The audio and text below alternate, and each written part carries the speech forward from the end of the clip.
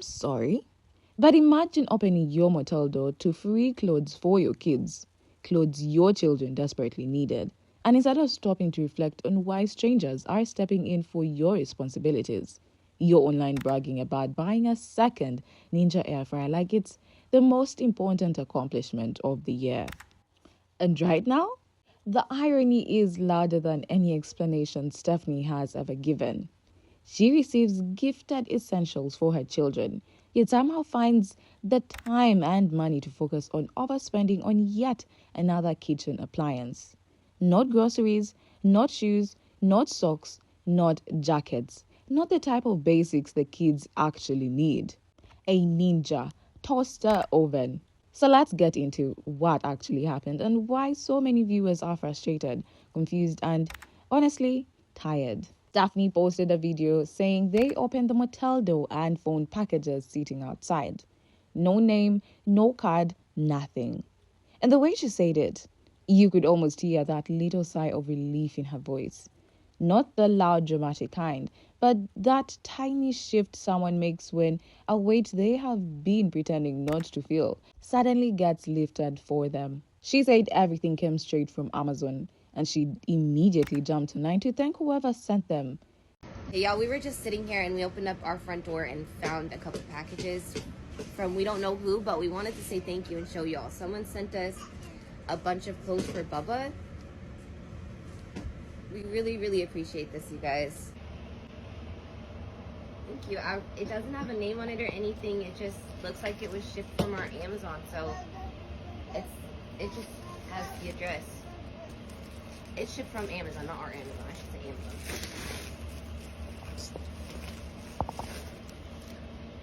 Amazon. We really appreciate that, guys. Thank you so much. And I'm not sure what this is, but let's open it. Oh, it looks like it's an outfit for Momo. Oh, this is cute. Oh. Sunflower pants. It's like mama. Little mamas. Little mama. It's cute, mama. You see? Mom, you have those things. Oh, this is so cute. Put it on her. Not yet. This almost Turn the heat gives off. me a little idea of who it might be, and I really appreciate this. Thank you so much. Thank you, guys. You see Bubba? See yours?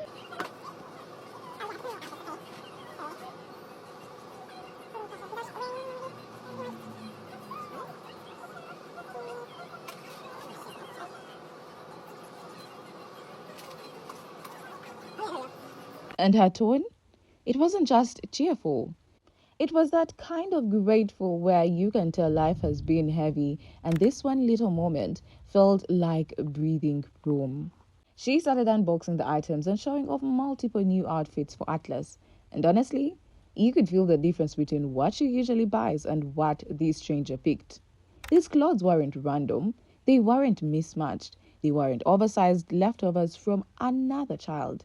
They were thoughtful, intentional choices, sizes that fit, colors that made sense, clothes that looked new, clean, and age appropriate. Someone sent us a bunch of clothes for Bubba. We really appreciate this. Well, Stephanie, someone had to do it. No, in all seriousness, I am very happy that someone bought Alice some new clothes. At least someone is taking care of her kids. Isn't it kind of sad, though, that Stephanie went out and bought herself a new air fryer, but some random stranger bought her son some new clothes? Look, I'm not trying to say that you can't go out and spoil yourself or get yourself something new, but we see what Atlas wears in all of her videos. Like, he has not seen new clothes in a long time. I don't know. I just find it kind of sad that she prioritizes herself before going out and buying him new clothes, just like she did for the girls like a week ago, yet some random stranger can step in and buy him some nice new clothes. And I bet all of these clothes combined cost way less than the new Ninja air fryer oven thing. Regardless, I am very happy that someone is stepping in and prioritizing and spoiling this little boy because he really deserves it. And for a moment, you could see the soft side of her, the part that knows exactly how much her son has been needing this. Then, she lifted another outfit, this time for baby Minerva. And it came with those little sunflower plants that match her own sunflower trousers. And that detail? It felt almost symbolic. Like whoever sent these packages wasn't just shopping. They were paying attention. They saw her kids. They saw the way clothes hang off Atlas. They saw how worn out everything has been. They saw her babies beyond the curated moments online. Stephanie said she might know who sent the packages, but didn't mention any name. And you know how she gets that little mysterious smirk sometimes? She did that. That vague, maybe I know, maybe I don't tone she uses when she wants to keep people guessing, make the moment feel bigger than it is. But whether she knows or not, what matters is the kids got clothes. The caption read, "There wasn't a name included, so we don't know who sent it, but we are deeply appreciative. Thank you again." And she said it with this excited, almost overly animated energy because she knew Atlas needed those clothes. She knew. You could see it in her face. She felt the relief. She felt the guilt underneath it too, even if she didn't want to admit it out loud. Because no matter how many times she tries to explain away her choices, a stranger buying your child clothes before you do, that hits differently. Stop enabling them not taking care of their kids. And we know who sent this. It was that weird Amanda Hubbard girl who's all over Stephanie's Facebook, if you've seen, and she's clearly like not all there. And no matter how many times people tell her who Stephanie really is, she doesn't want to see it and hear it. And she just feels bad for her. And now she's buying her stuff. Which then opened a whole can of worms in the comments of people being like, "Oh my God, do you have a GoFundMe? Do you need help? Do you need this and that?" Please stop. And we better not hear one goddamn word about, "Oh, we can't afford Christmas this year. I guess we can only afford a Ninja convection oven for $200. You better not open your damn mouth and your damn hands this holiday season because you don't deserve it. And I get it. People feel bad for the kids and they want to help. And I understand it's heartbreaking for these kids, but you cannot keep enabling the bad parents. It sucks, but this is how people change. You keep doing this, she never changes. Look, people keep saying, buy your kids clothes, buy your kids clothes, buy your kids clothes. She finally took the girls, of course, to go buy clothes, even though I made a huge video about how she could just get clothes on Marketplace, huge bags in each size for like $30. No, we'd rather get a Ninja oven and gardening. When I first saw this though, I saw this as like the thumbnail. I thought it was a troll sending the sunflower pants, and I thought it was gonna be really funny. And then it was Amanda Hubbard, and I was like, "Oh, you idiot." You can't. Stop enabling them. I know it's hard. I know you feel bad for the kids. I know you want to help the kids, but by enabling this behavior, you are actually continuing to harm the kids by encouraging them to do nothing for them, which they already don't do. Please. I know it's hard. I know people want to give them stuff, especially like new people who come in and don't know the whole background. No, you can't keep enabling the behavior. It's got to stop. And here's where everything starts making sense. Stephanie had just taken the girls out on a girls' day out, bought them new outfits, made a whole production out of it. But Atlas? Nothing. Not even socks. Not even a t-shirt. Dishon? Also nothing. The only reason Dishon even has clothes right now is because his biological mother stepped in. And that's when you start to feel that shift, where kindness from strangers stops being sweet and starts being sad. Compassion from strangers is one thing, but favoritism to the point of neglect, that's the line people are reacting to. Atlas, again, overlooked. Oversized clothes from other children that swallow his little frame. Stretched collars hanging loose. Fabrics faded and worn. And that constant barefoot or mismatched socks situation. He is constantly the afterthought, the one left behind, the one who never gets the excitement, never gets the shopping trip, never gets the moment. And the stranger's intentions couldn't have been louder. They bought nothing for Stephanie or Drew. No cute little self-care extras, no snacks, no small gifts, no hint that the adults deserved anything. Only the children. That's the loudest message of all. That's when you know someone has been watching closely. That's when you know people are picking up on the pattern.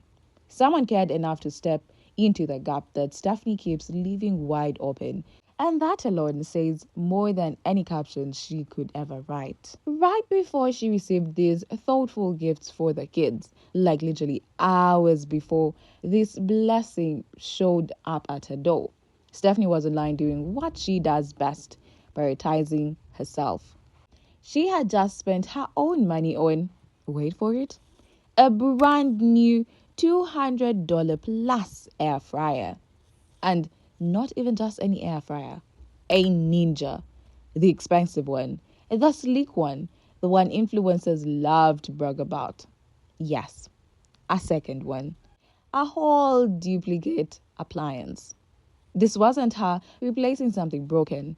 This wasn't her filling an urgent gap. This wasn't her choosing between needs and wants. This was her choosing the want, the brand, the aesthetic, the content moment over her child's most basic need, clothes that fit. And the way she presented it, she uploaded a video launching her old air fryer like she was sending it off with confetti and fireworks. She wrote, "People love to tell me how I should be spending my time and money. Beautiful part, it's my choice." And hearing her say that, you can feel the defensiveness dripping through the screen. That tone she gets when she's gearing up to justify something she knows makes zero sense. That little attitude she gets when she wants you to know she hears the criticism, but she refuses to change. It's almost like she wants people to challenge her, like chaos is part of the performance. Stephanie Jenkins got herself a brand new kitchen appliance because, guys, she wasn't able to bake in that motel shelter. And you know she has to bake. How is she supposed to make her special brownies, right? We know she's not running a bake sale for her kids or doing anything for them. All she cares about is me. Like, she couldn't go and take her kids to Urban Air, but she can go ahead and buy herself an expensive appliance. She's so quick to rationalize it, like Stephanie Jenkins Thompson. You are able to rationalize things like no other when it's selfish for you or for Drew. But somehow you're not able to do it for your kids. You will find a way to penny pinch, even though you're making a decent amount of money, but you find it okay and you justify it when it's for you. Then she continued with this whole justified speech. This was a thought-out investment bought from Amazon, renew for a fraction of the price. We can cook more efficiently, bake, low exposure to toxins. I have been using the neck out of it. And listen, if this family had a stable home, if the kids were clothed and safe and financially secure, we would all be clapping. But in that video, she showed the truth without even realizing it.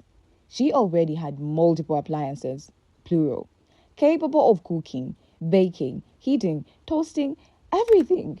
A toaster oven, an old Ninja model, other kitchen gadgets, all working, all doing the exact same job, all sitting on that tiny motel counter. So this wasn't a need. This wasn't efficiency. This wasn't investment. This was a shiny object impulse buy dressed up as responsibility. This was her replacing logic with aesthetic. Okay, you guys can call me mean or nitpicky for this one, but I don't think I am. Stephanie bought a brand new, like $200 kitchen appliance for her kitchen. Her motel room kitchen. You know, when she was just counting pennies at the grocery store for Halloween night? But she has $200 to drop on this appliance because, ooh, it can do all this. She had all the things to do everything she needed to do, by the way. Because she bought all these brand new appliances while she's been in the motel room. She's been doing nothing but buying appliances and random things. There is no plan to get out of that motel room. They just get more and more comfortable there. And if you don't see what she's doing, it's so obvious. It's a Ninja brand. That is not an accident. She is trying really hard to get a sponsorship from Ninja because she cares more about a sponsorship from Ninja than she does getting her kids a home. She doesn't care about those kids. She cares about that Ninja sponsorship. That's why she got that. Also, Ninja, if you sponsor Stephanie Thompson, I will stop buying your products and my kitchen is full of them. Full of them. There's no way. That's not even a dry bag for a sponsorship. That is a full ass, please Ninja sponsor me. I'm homeless and wasting my last $200 for the month. While her benefits were cut, I don't know if she got them back, but while benefits were cut, while the government is shut down, while she is homeless, she is buying kitchen appliances, begging for sponsorships. And then she doubled down again, because Stephanie never stops at one post. She wrote, "It's also nice having more options for meals now. I am loving having another Ninja toaster oven." And then in the video she said, "Let's make dinner for my family and use my Ninja toaster for the first time in our motel room." And then she said it with that tone. The tone that tries to turn a poor decision into a moment of celebration. The tone that tries to convince you she made the right choice. Keyword, another. She already had one. She just needed another one because she wanted the name, the bragging rights, the brand alignment. This wasn't a necessity. This was branding. And honestly, viewers noticed. They started speculating that she might be angling for a ninja sponsorship. Because why else would a mother living in a cramped motel room with 5 kids invest in a luxury brand oven before clothes, before shoes, before socks? Sponsorships equals validation. Appliances equal content. Kids equal content too, but only when it suits her narrative. This is the part where everything starts clicking together, because when you step back and really look at her patterns, the choices line up in a way that it's too consistent to ignore. It's not random, it's not confusion, it's not overwhelm. It's a repeated cycle of putting her own comfort, her own image, her own content ahead of her kids' real life needs. And when you say it out loud, it sounds harsh. But when you look at the evidence, it's exactly what's happening. She prioritizes self-image over essentials. This isn't even speculation anymore. It's visible. It's documented. And the choices speak for her louder than her captions ever could. She bought a $200 plus Ninja appliance before buying clothes for her son. She flexes brand names like she's building a kitchen showroom rather than trying to raise a family in one motel room. She has multiple appliances already sitting on that tiny motel counter, working appliances, yet still chooses to buy more because the label gives her validation. And it's not just kitchen stuff. It's the heating pads, gaming pads, random gadgets she says are for the kids, but is later filmed using herself. It's gardening supplies when the kids don't even have basic clothing. The priorities don't match the situation. The children's needs get bumped down the list every single time. And the biggest red flag? She lets strangers step up before she does. She waits. She hesitates. She sits comfortably while viewers fill in the gaps. She buys things for content, not function. When Stephanie spends, she documents. She angles. She frames. She narrates it like an ad. She highlights ninja over and over. She calls the purchase an investment to make the decision sound responsible. But you can tell it's not about cooking, it's about optics. She films unboxings like she's collaborating with a brand, even though she's not. She gives dramatic gratitude videos for donations because they bring in views. She shifts the focus to gadgets because gadgets drive engagement. She leans into aesthetics because aesthetics distract from reality. And if something benefits the algorithm more than the kids, best believe she's choosing the algorithm. You got 5 kids living in a motel for the past year, but you have a PS5. 5 kids living in a hotel room, but you're buying sandwich beds. 5 kids living in a motel, but you have money to garden and do whatever other random rugs. 5 kids living in a motel, but you got enough money to buy another air fryer. 5 kids living in a motel, but you make jokes about getting jobs instead of getting a real job. 5 kids living in a motel, you have no work ethic, you barely keep that place clean, you barely do anything with the kids, you guys can't even upgrade your car, you actually downgraded your car and got a smaller one where you guys can't even go everywhere as a family. And people still sit around and support you and send you shit when the only thing they should be sending you, Miss Stephanie Metheny, is a job application. And somebody need to tell King Daddy Drew, that DoorDash is a side hustle, that he should have a real job and DoorDash until you guys are out that motel with motel roaches everywhere. Gifts are enabling the neglect. And this one? This is where it gets painful because it's the part where good intentions accidentally cause damage. Every time strangers step in, Stephanie steps back a little more. Every package proves to her that people will always come through. Every donated outfit becomes another reason she doesn't have to budget. Every food delivery becomes an excuse to buy herself something else. And what happens in that gap?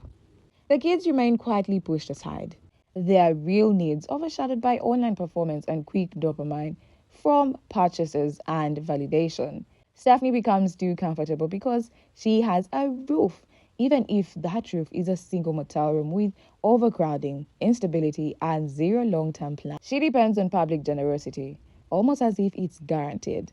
And the kids end up waiting, hoping, and relying on strangers to show up where their own parents keep falling short. Stephanie always claims she does what's best for her children, but when you actually sit down and look at the pattern, like really zoom in on it, it becomes painfully clear that her actions don't match her words at all.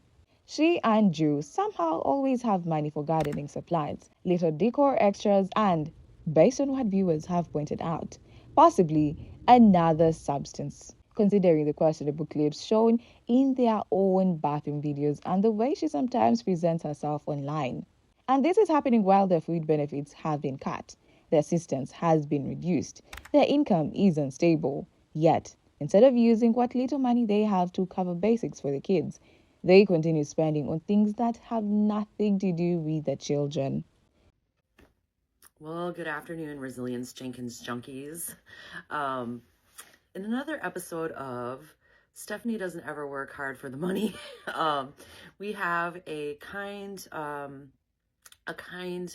gifter send Stephanie some clothes for Atlas and a pair of sunflower pants for Minova. This is all on FB. I don't know, it could be over here on TT too, I'm not sure.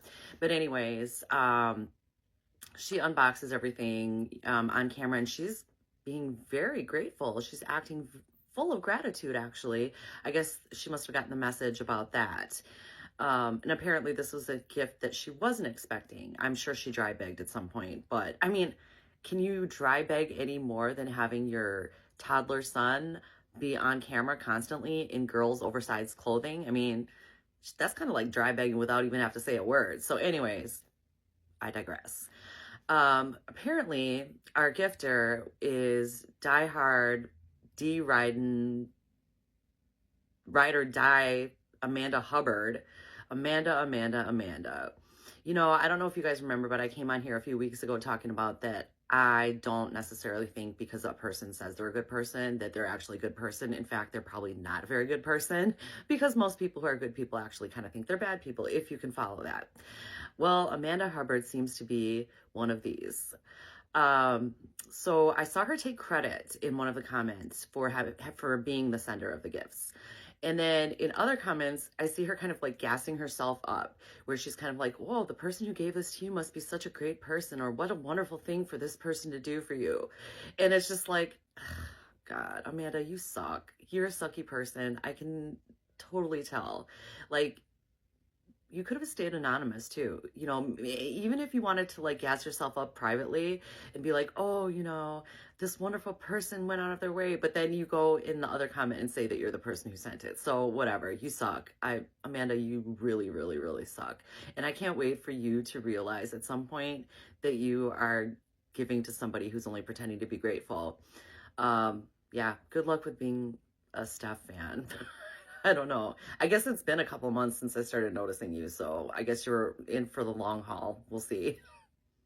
She previously spent money on a griddle, plural, while living in a motel room without a proper kitchen. She didn't even attempt to hide it. She showed it proudly and called it an investment, exactly the same language she used for the air fryer. She even bought those ridiculous sandwich beds for the rolling baby, presenting them as some genius solution, even though anyone who has raised a child knew that this was not only impractical but dangerous. People pointed it out immediately. They told her the risks. They told her to stop.